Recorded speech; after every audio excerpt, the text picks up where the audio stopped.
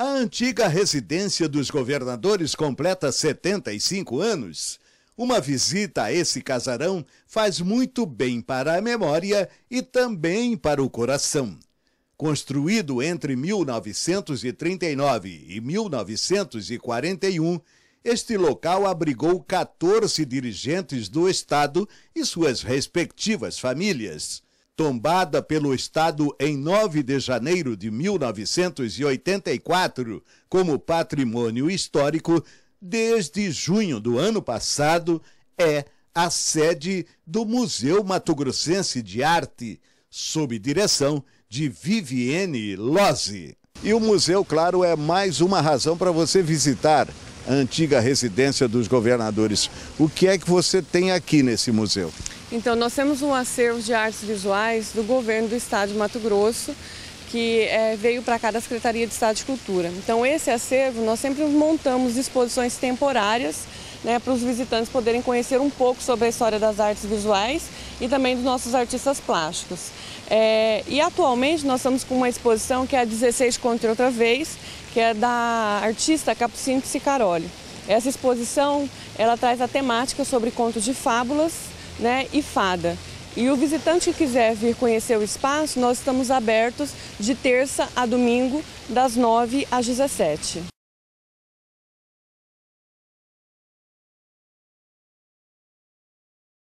Governador, o que era aqui? Aqui era o hall externo, né? Que recebia as pessoas na área externa, tem umas cadeiras, né? O famoso guaraná ralado?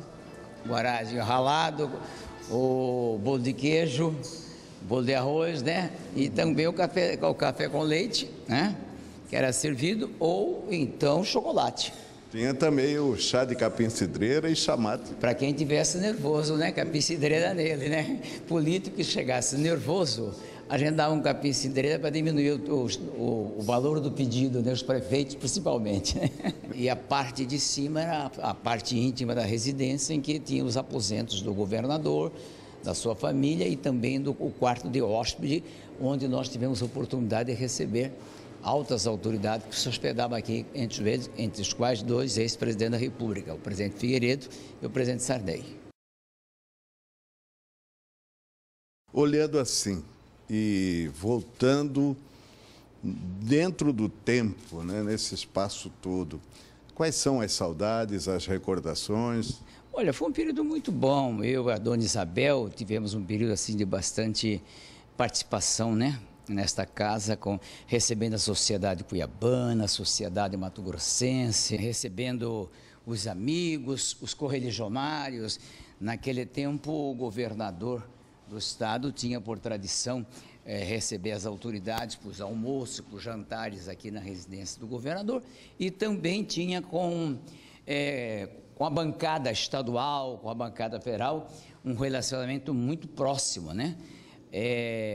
Praticamente todo mês a gente fazia um congraçamento entre a família do governador, com a família dos secretários de Estado, dos deputados estaduais, federais e senadores, bem como também com a sociedade cuiabana. Não via essa história de governador ficar escondido, morando no 23º andar, em cobertura de prédio, para não ter convivência com a sociedade mato-grossense e cuiabana. Aqui, praticamente, onde nós vamos entrar agora, é o coração dessa residência.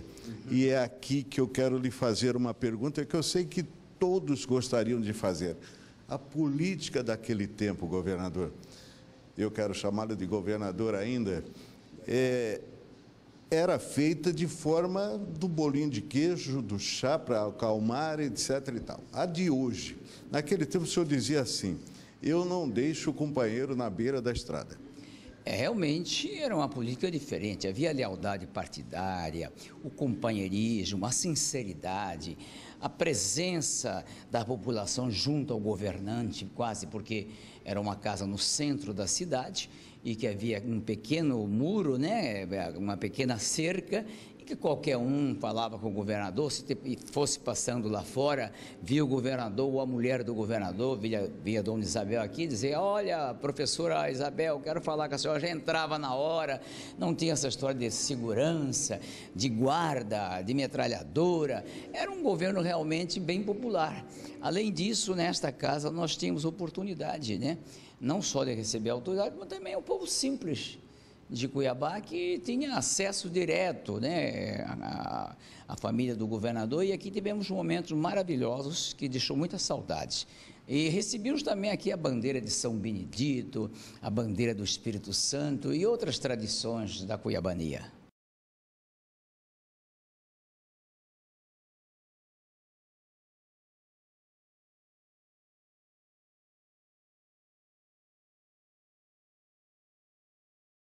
Aqui era a entrada principal da residência dos governadores, o Golden Gate, digamos assim. E aqui tinha um chafariz que funcionava, colorido, bonito naquela época, né? Não havia esse muro, né? Era aberto praticamente, tinha apenas um pequeno muro de madeira, né? Uma cerca de madeira, e havia o chafariz, e à noite, quando se ligava, muita gente vinha, né? Apreciar a beleza da residência e tomava de vez em quando um cafezinho com o governador quando eu estava em casa, porque eu só chegava do Palácio Paiaguás lá pelas 10 horas da noite, porque naquele tempo o governador tinha Semate, Sanemate, Coab, Bemate, tantos mates que tinha, que ele não tinha, o expediente do governador era das 8 da manhã às 10 da noite, né? Praticamente era dedicação exclusiva, né? Porque tinha uma estrutura muito maior o Estado do que é hoje. Hoje ficou muito bom, muito fácil ser governador. Tem que cuidar de educação, saúde, segurança e um pouco da infraestrutura, né? É verdade. E os governadores anteriores, quer dizer, os mais antigos, despachavam ali. Ali era o Palácio do Governador. Eu vou...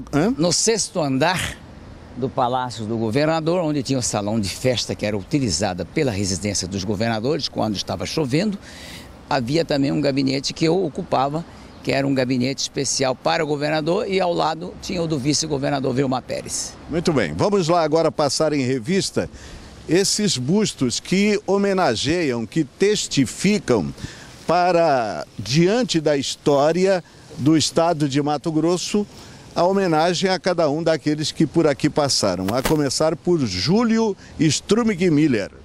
Que foi o primeiro governador, foi o construtor desse prédio e o primeiro governador a morar com a sua família neste edifício. Muito bem, aí nós vamos para o Olegário Moreira de Barros, José Marcelo Moreira, Arnaldo Estevão de Figueiredo. Foi o primeiro governador eleito pelo voto popular após o regime Vargas. Aí Jari Gomes, João Ponce de Arruda, Fernando Corrêa da Costa. Foi o único que ocupou o palácio por 2 vezes.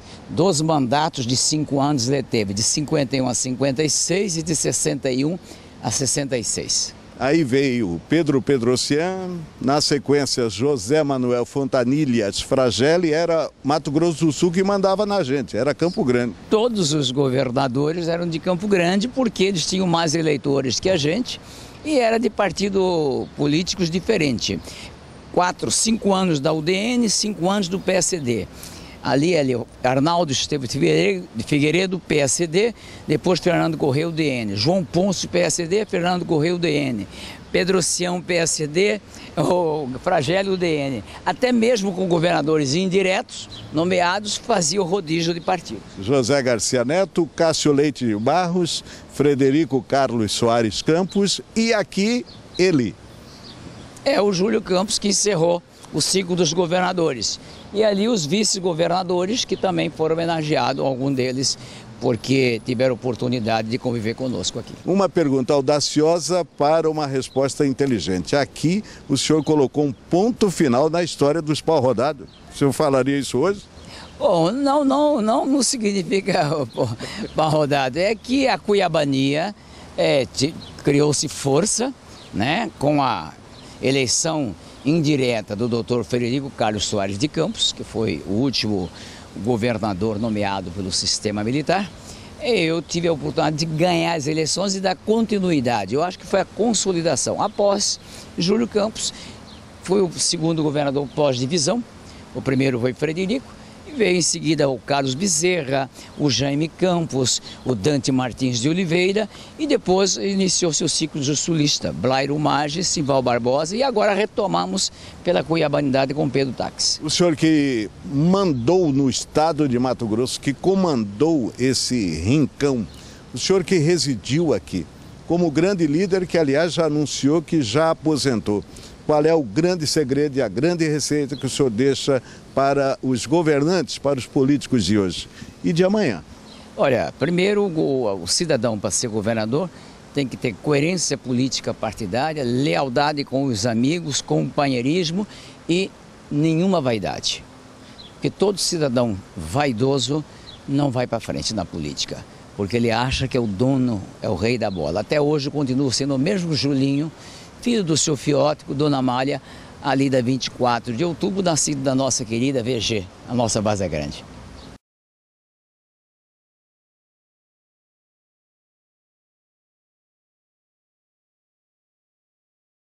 Residência dos governadores, 75 anos de existência. Diante de tudo isto, nós sabemos que era neste local onde funcionava uma piscina que se reuniam os governadores com os seus familiares, lideranças políticas, momentos de lazer. E, afinal de contas, vai esfriar a cabeça. Com as imagens de Rafael Lopes, Lino Pinheiro para o SBT Comunidade.